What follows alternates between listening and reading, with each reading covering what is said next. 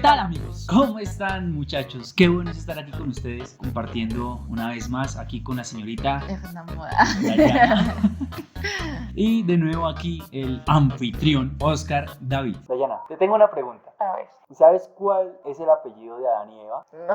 Es Pérez, porque Dios le dijo a Adán que el día en que comieran del árbol prohibido, perecerás. Ay, esos chistes que son más malos. Así que el tema de hoy es los padres.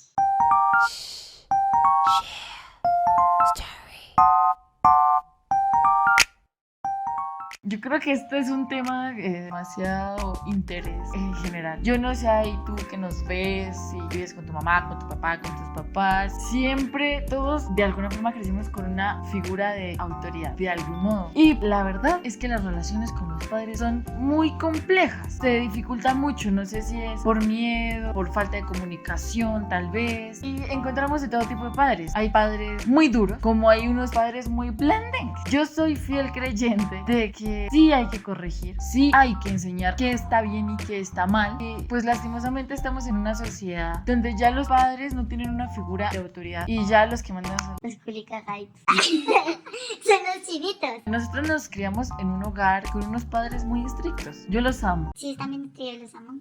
Ay, besitos. Yo los amo porque gracias a ellos soy lo que soy. Simplemente gracias a la formación que a mí me dieron, logré tener una visión de la vida diferente a lo que normalmente, si tú hablas con una persona de mi edad, va a tener o va a hablar. No fue fácil. Yo sé que ni la relación de mi hermano con mis padres ni mi relación con ellos ha sido fácil porque ellos crecieron en diferentes épocas. Nosotros estamos en un mundo totalmente diferente al que fue hace 30 años. Cuando yo era pequeño, y esto tiene que ver también con Juancho del video pasado, como les comentaba, él era el amigo con el que me gustaba hacer de todo, y los papás de él permitían más cosas que las que mis papás me permitían a mí. Entonces quizás muchas veces yo quise que mis papás fueran más permisivos conmigo, porque a altas horas de la noche no me dejaban salir. Digamos, a Juancho de pronto hasta las 8 de la noche le permitían y pues no había problema. A mí sí, 6 de la tarde tenía que estar en la casa, y si no estaba fijo había una corredera. Pasó incluso en la iglesia que mis papás no me permitían a juntarme con Juancho en la iglesia, porque a pesar de que Juancho era el hijo del pastor, pues él llevaba sus carritos y estaba en su silla y él jugaba, estaba en su silla, estaba en todo el derecho. Pero mis papás, por el contrario, preferían que yo me quedara sentado en silencio escuchando la predicación, y aunque no entendiera nada, que fuera responsable, hiciera silencio. Pero cuando uno crece, cuando uno se da cuenta del resultado de esta educación, uno dice, wow, mis papás lo hicieron correctamente. En más de una ocasión, cuando yo hacía bulla y me ponía a jugar con los carritos, no sé si alguna vez ustedes estuvieron en una de estas iglesias, pero existían las escaleras. Chan, chan, chan.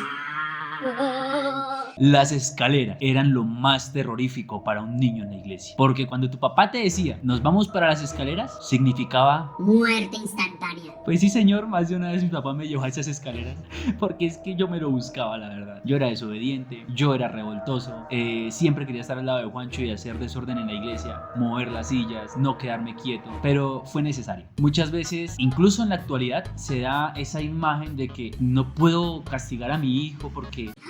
Qué peligro, qué miedo. Lo lastimo. Y de hecho se llegó al punto de darles un manto de protección a los niños, y como ahora el amor es no castigarlos, no regañarlos, pues entonces esa es la idea global del mundo, de que los niños son intocables, y se creó la generación de cristal, una generación nacida de la extrema sobreprotección, porque los sobreprotegieron incluso del amor de los padres, el verdadero amor de un padre, porque el padre que ama a su hijo lo corrige. Y pues como ahorita ya no se puede, entonces ahora dependemos de lo que la sociedad decide que es amor hacia un hijo. Y cuando alguien quiere corregir a un hijo, entonces está mal. Ahora, no con esto queremos decir que a la primera que veas que tu hijo comete un error, ve y dale una juetera. Hay un conducto regular, como dicen en las instituciones. Hay formas. Yo sé que de pronto un niño pequeño es muy difícil que comprenda, pero por medio de muchas demostraciones de afecto se puede corregir. Que si ya lo sigue y lo sigue y lo sigue haciendo, pues es métale su chanclazo. Y la palabra de Dios dice que es importante la corrección hacia los hijos, porque si no va a pasar lo que pasa en esta historia que les voy a contar. Esta es la historia de Amnón,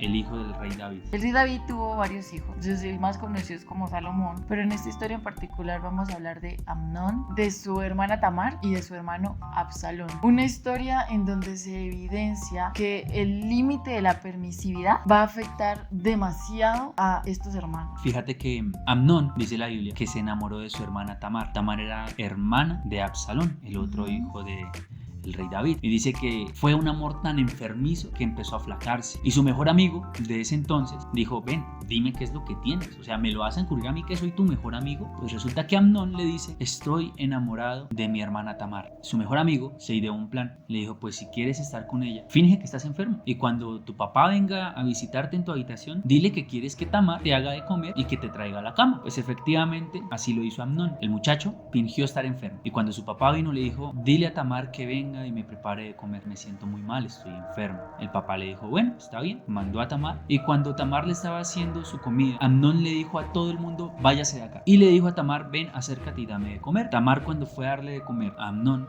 dice que la agarró y le dijo, ven que quiero acostarme contigo. Y hubo un forcejeo y ella incluso en súplicas le decía, no es necesario hacer esto, no deshonres mi virginidad, soy virgen. Yo sé que si tú le pides mi mano a mi padre, él no te la va a negar. Entendamos que era el tiempo antiguo, entonces era posible tener relaciones interfamiliares, Para mantener las líneas sucesorias y todo eso. Entonces Amnón no la escuchó y la violó, abusó de ella, y es algo muy fuerte, muy duro, porque uno dice, ¿cómo es posible? ¿Hasta qué punto faltó la corrección? Entonces, cuando Tamar sale de ahí, dice la palabra que rasgó sus vestiduras. Eran vestiduras de colores, túnicas de colores, que en esa época tipificaban que una mujer era virgen, era pura, y que ante la sociedad era una mujer valiosa precisamente por ser virgen. Pero en ese momento que fue deshonrada, ella rasgó sus vestiduras. Dice que cubrió de ceniza su cabeza y se fue gritando, porque Amnón, después de haberla abusado, así como la había amado, dice que la aborreció aún más de lo que la había amado. Después de haber tenido lo que quería, la odió más que a nada, y le dijo a su criado, échala de acá y cierra la puerta tras ella. Pues obviamente Tamar en todo este caos se dirige a su hermano Absalón y le cuenta lo que había pasado.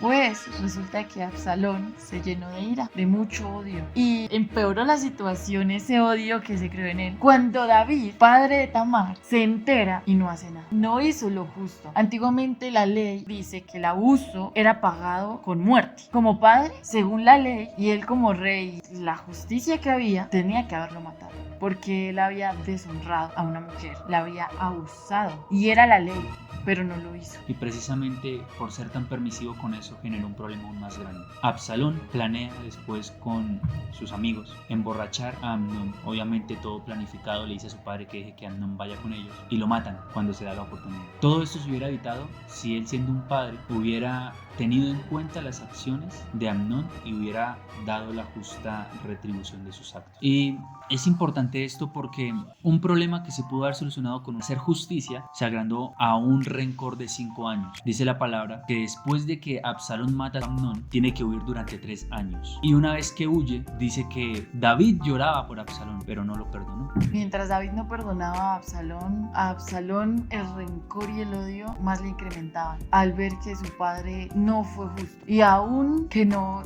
había esa comunicación, ese perdón.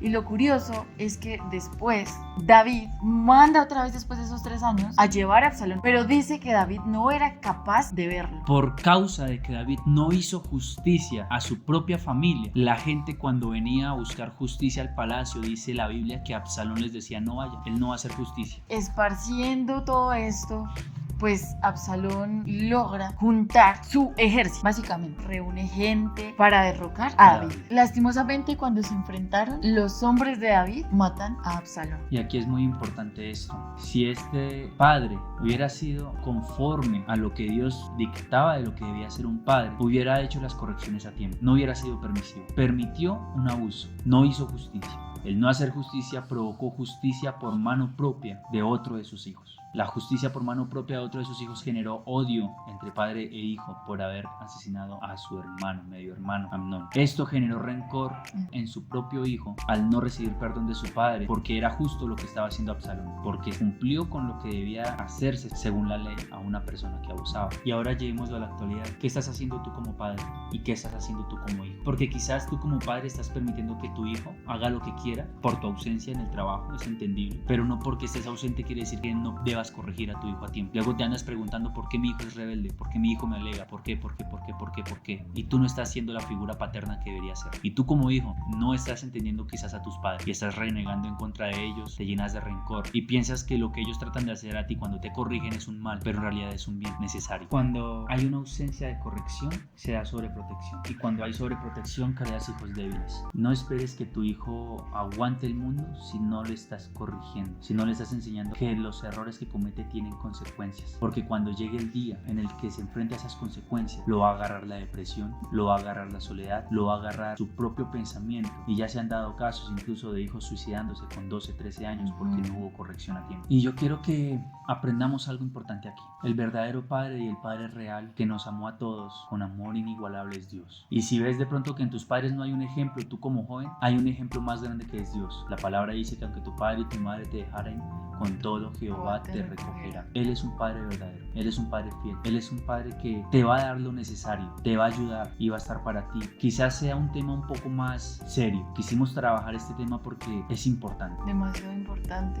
Y quizá dirán, pero ¿cómo hablo con Dios si yo no lo escucho? Si yo no sé cómo hacer para que Él me dé los consejos de los que ustedes hablan. Simple, la palabra de Dios. Ahí están las respuestas que necesitas. Así que los invitamos a que reflexionen de qué están haciendo desde la posición, si tú me ves padre, desde tu posición de padre, y si tú me ves también hijo, desde la posición de hijo. Los invitamos a que se acerquen a Dios, a que lo vean como su padre, como su consejero. No siendo más, espero que este tema haya sido de edificación para ustedes. De mucho agrado, que lo disfruten, que lo compartan con sus hermanos. Y ante todo, que el amor de Dios esté en medio de ustedes. Los amamos en el amor del Señor. Los queremos aquí a las personas que nos miran. Un abrazo, gracias por estar ahí, por interactuar con nosotros. Y no siendo más este tema, hasta la próxima.